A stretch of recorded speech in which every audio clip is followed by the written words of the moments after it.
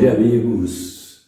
Sejam bem-vindos aqui, amigos, amigas, à Toca do Leão, para o nosso cafezinho habitual dos domingos.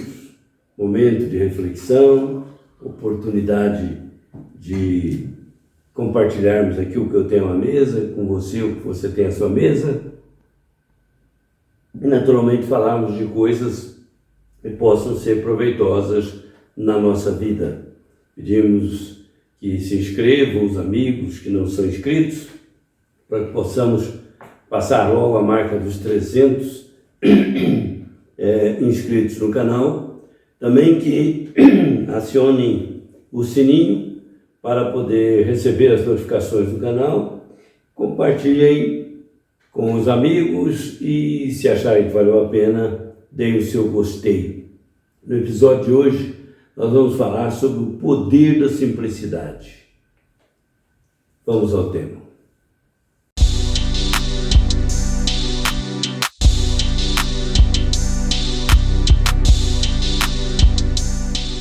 Mia Hamm, atleta americana de futebol feminino, um dos maiores sucessos mundiais, equivalente lá à nossa Marta aqui, campeoníssima, 2 vezes campeã mundial, uma medalha de ouro olímpica e no auge do sucesso, exemplo ali para milhões de jovens americanas, Mia Hamm se tornou um caso famoso e ela, como relata Jerry Longman no New York Times, uma reportagem que foi depois transcrita pela revista Seleções em novembro de 1999, ela, no auge dos seus 27 anos, em plena forma, começou a perder o encanto pelo que fazia. Dizia ela que não encontrava mais emoção, não encontrava mais prazer nas coisas que realizava, que era jogar futebol, jogar muito bem.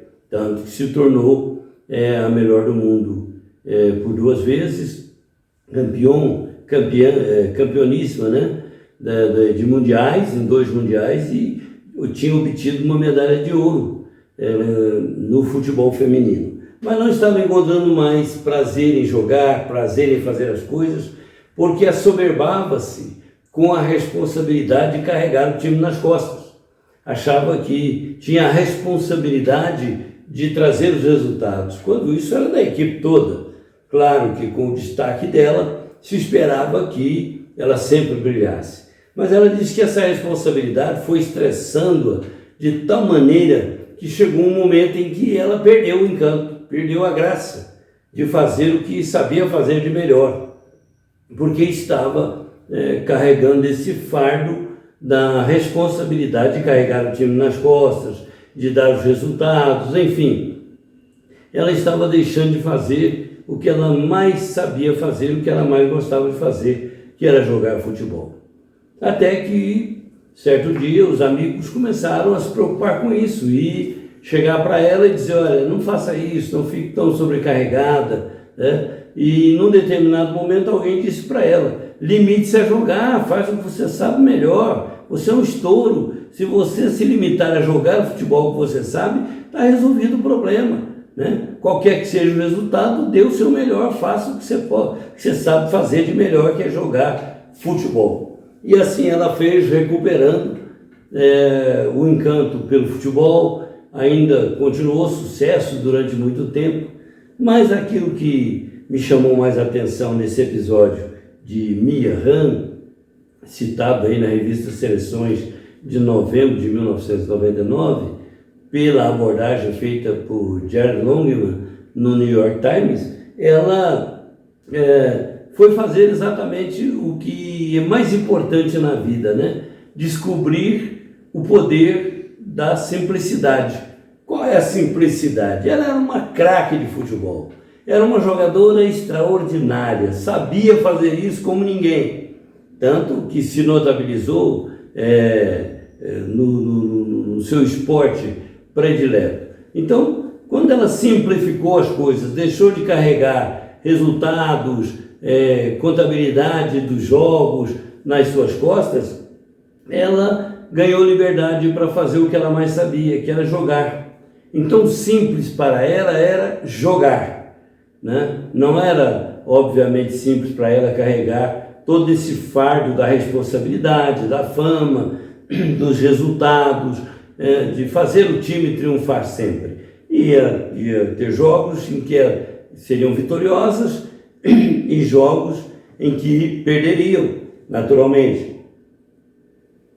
Que, como dissemos no nosso vídeo passado, perder ou ganhar é do jogo da vida. Agora, saber lidar com isso é que faz a diferença. Até porque, na simplicidade, longe da complicação, das coisas complexas, complicadas, difíceis, nós encontramos a razão do sucesso das coisas na vida. Porque na simplicidade, nas coisas simples, Deus colocou a chave das soluções dos enigmas humanos. Vejamos, por exemplo, que a complexidade do universo é explicada na simplicidade das equações, né? Nós verificamos, por exemplo, que os números sobre cosmologia, cosmogonia, essas coisas todas aí do cosmos, eles são explicados e se resumem a 10 números. Qualquer matemática que se fizer, tanto no âmbito doméstico do dia a dia, né, para chegar-se a resultados na nossa vida prática, nós vamos ter que usar a mesma quantidade de números que os cientistas têm que usar para desvendar os mistérios cósmicos. Não importa se eles vão fazer equações gigantescas com números fantásticos, a solução será encontrada em 10 números específicos. Deus criou 10 números, do 0 ao 9. E a partir daí é que se avolumam os números para as grandes equações, ou se somam, subtraem, multiplicam ou dividem números para as equações do cotidiano das pessoas. Mas tudo se resume a 9 números.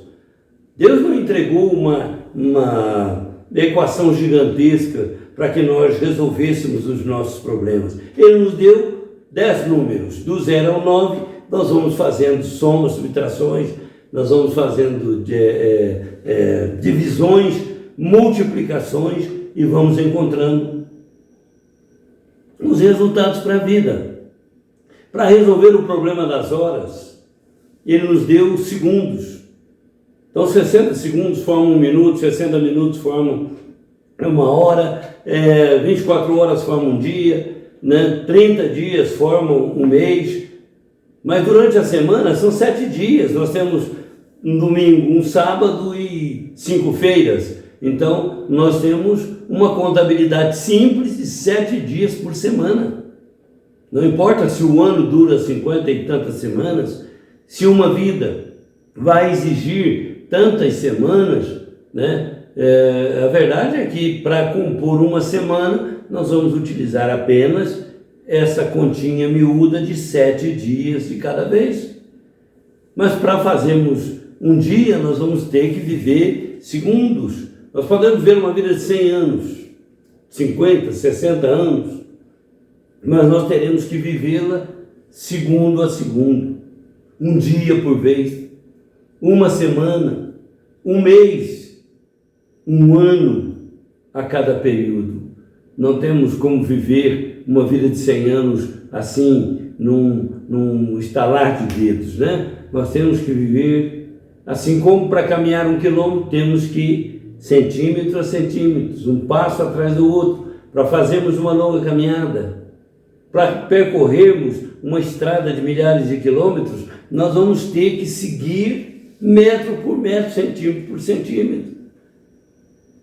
Se nós formos voar, que não temos essa limitação do solo, nós temos que percorrer também a mesma distância de milhares de quilômetros em X horas, à medida em que a aeronave voa aí no máximo a 1000 e poucos quilômetros por hora, uma aeronave comercial. Então, para sairmos daqui e chegarmos ao outro lado do planeta, ou a qualquer país distante do nosso, nós vamos ter que voar essa dimensão, né?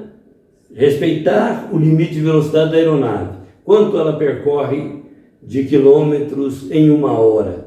Quanto ela pode percorrer em X horas? Então, para chegarmos ao nosso destino, temos que respeitar o ciclo das coisas simples, né? E assim em tudo na vida, né? Nós vemos, por exemplo, todas as grandes sinfonias, melodias, canções maravilhosas que nós ouvimos, que já foram compostas no passado e que estão sendo compostas agora e que serão compostas no futuro, elas obedecem apenas 20... nós temos aqui, para nossa ilustração, né? Nós temos, por exemplo, 7 notas musicais. Não contamos com mais que isso.